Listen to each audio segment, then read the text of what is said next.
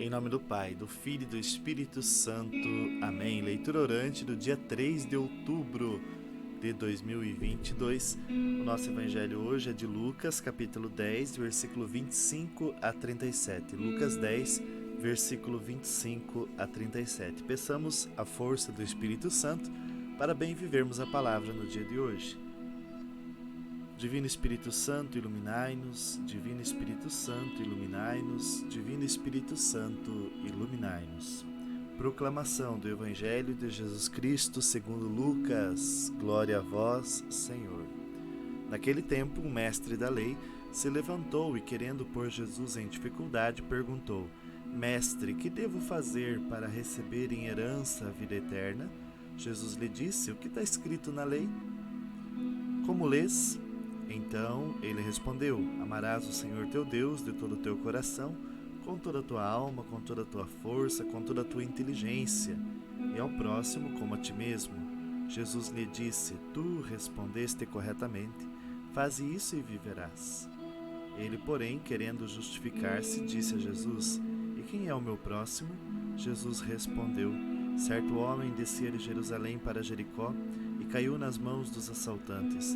Estes arrancaram-lhe tudo, espancaram-no e foram embora, deixando-o quase morto. Por acaso um sacerdote estava descendo por aquele caminho. Quando viu o homem, seguiu adiante pelo outro lado. O mesmo aconteceu com um levita. Chegou a um lugar, viu o homem e seguiu adiante pelo outro lado. Mas um samaritano que estava viajando chegou perto dele, viu e sentiu compaixão. Aproximou-se dele e fez curativos, derramando óleo e vinho nas feridas. Pouco depois colocou o homem em seu próprio animal e levou-o a uma pensão onde cuidou dele. No dia seguinte, pegou 2 moedas de prata e entregou ao dono da pensão, recomendando: Toma conta dele, quando eu voltar vou pagar o que tiveres gasto a mais. E Jesus perguntou: Na tua opinião, qual dos 3 foi o próximo do homem que caiu nas mãos dos assaltantes? Ele respondeu: Aquele que usou de misericórdia para com ele. Então Jesus lhe disse: Vai e faze a mesma coisa. Palavra da salvação, glória a vós, Senhor. A Santa Palavra hoje começa nos colocando algumas coisas muito bonitas, né? Tem uma parábola que certamente você já tinha ouvido antes, mas hoje Jesus pede que a gente viva ela na prática do dia, exercendo essa palavra, fortalecendo-se a partir desta parábola. Mas antes também, esse mestre da lei pergunta a Jesus, algumas coisas, e Jesus, como um bom mestre, ele sabe que a pergunta ela deve ser precedida depois por uma outra pergunta, Quando alguém pergunta algo, a gente tem que saber o quanto que aquele discípulo já sabe sobre aquilo que está perguntando. Então Jesus diz: o que você acha? O que está escrito na lei? Como lês? E aí ele responde: Amarás o Senhor teu Deus de todo o teu coração. Eu acho lindo isso, gente. Coração. O que significa o coração? O coração é o nosso espírito pessoal. É a composição de toda a nossa pessoa. É como se assim, sabe que a gente fala muito do coração ligado ao emocional, mas não é. Na Bíblia, esta palavra de todo o teu coração significa com toda a tua existência, com todo o teu ser. Portanto, é quase como se fôssemos na terceira categoria do ser humano, que é o espírito do Luiz, quer dizer, o mais nobre do Luiz ama a Deus. Agora, com toda a tua alma. A alma aqui está associada à nossa parte psicológica, à psique, a alma. Tanto que São Paulo fala isso, que devemos amar a Deus com todo o nosso ser, espírito, alma e corpo, Então São Paulo já divide em 3 categorias lá na frente. Aqui, a lei antiga, inclusive, que é ressaltada e aprovada por Jesus agora, diz espírito, alma, com toda a tua força. O que essa força quer dizer? A força aqui está ligada ao nosso instinto, sabe? Nós temos uma força que é instintiva, que é de certa forma ligada aos nossos impulsos, portanto que os nossos impulsos, que esse nosso instinto consiga amar a Deus. E depois com toda a tua inteligência, com toda a tua razão. Aqui a gente já se questiona. Primeiro, meu espírito está voltado? Será que eu penso muito em Deus? Tudo que eu faço é pensando nele, ele é o centro dessa minha existência? Será que a minha parte emocional está convergindo para Jesus, para Deus? Eu estou conseguindo amá-lo com os meus afetos, com as minhas emoções? Ou é a parte assim, eu sinto isso de Deus, mas aqui no meu lado humano está tudo complicado? Com toda a tua força, será que os meus instintos, forças, vontades estão ligadas a Deus? E a inteligência, será que eu tenho usado a inteligência para amar a Deus, tentando estudar mais, mergulhar mais, sabe, fazer uso até mesmo das ciências para honrar o nome de Deus? Esse é um grande questionamento.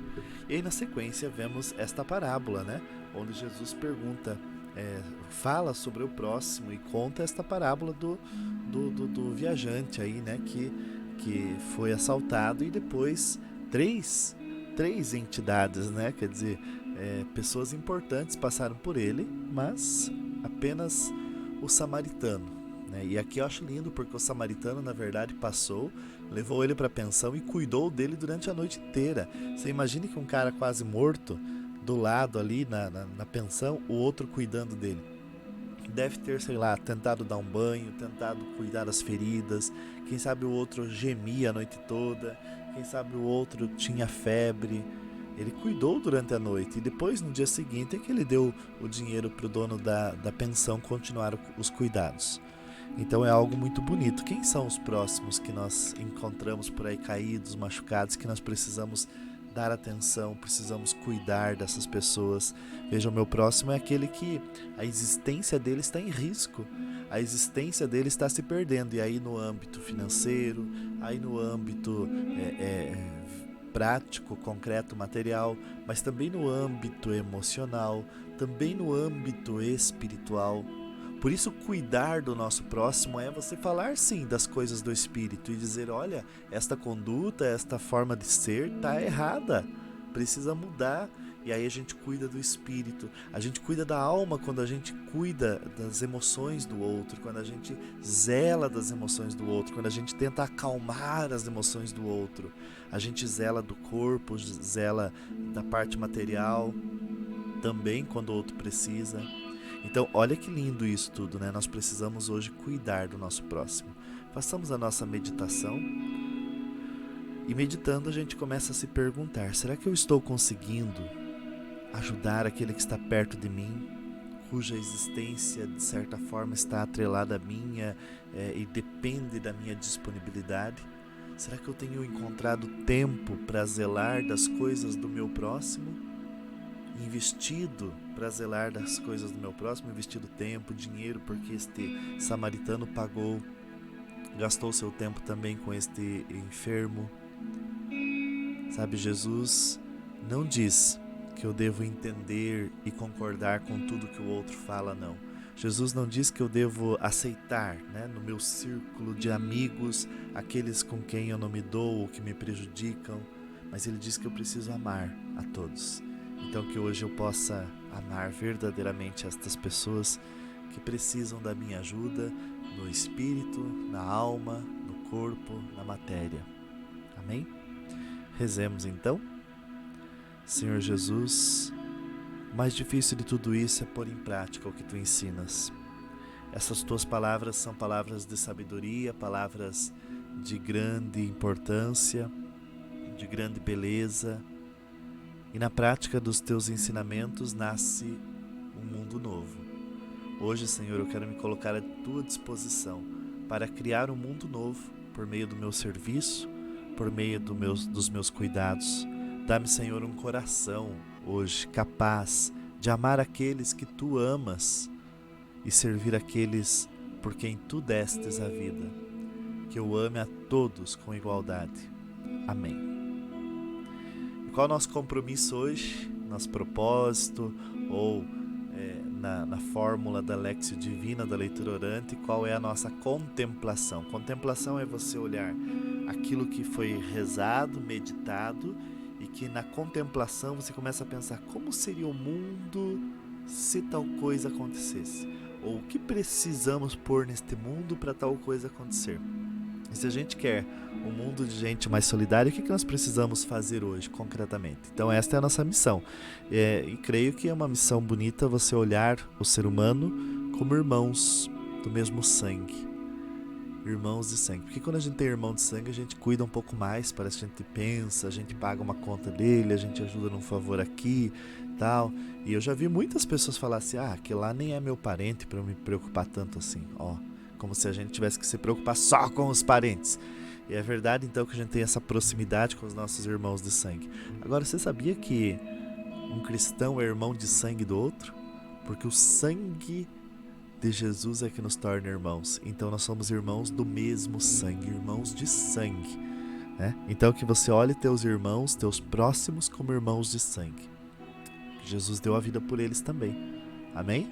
Vamos fazer algo por eles bem concreto. Você diz aí como vai ser. Escreve aí. Quero olhar os meus irmãos com o sangue, como irmãos de sangue. Quero olhar os meus irmãos como irmãos de sangue. Vamos colocar isso? E aí você sabe o que é irmão de sangue, né? Irmão de sangue de Jesus. Escreve isso. Gente, deixa o like aí, compartilha esse vídeo. Agora, outubro, a gente volta a leitura orante, então coloca força nisso, deixa seu like, compartilha, deixa seu comentário. Vamos fazer com que a palavra novamente toque nossa alma, nossa existência e que ela siga nos transformando. Amém? Deus nos abençoe e nos proteja no dia de hoje. Em nome do Pai, do Filho e do Espírito Santo. Amém.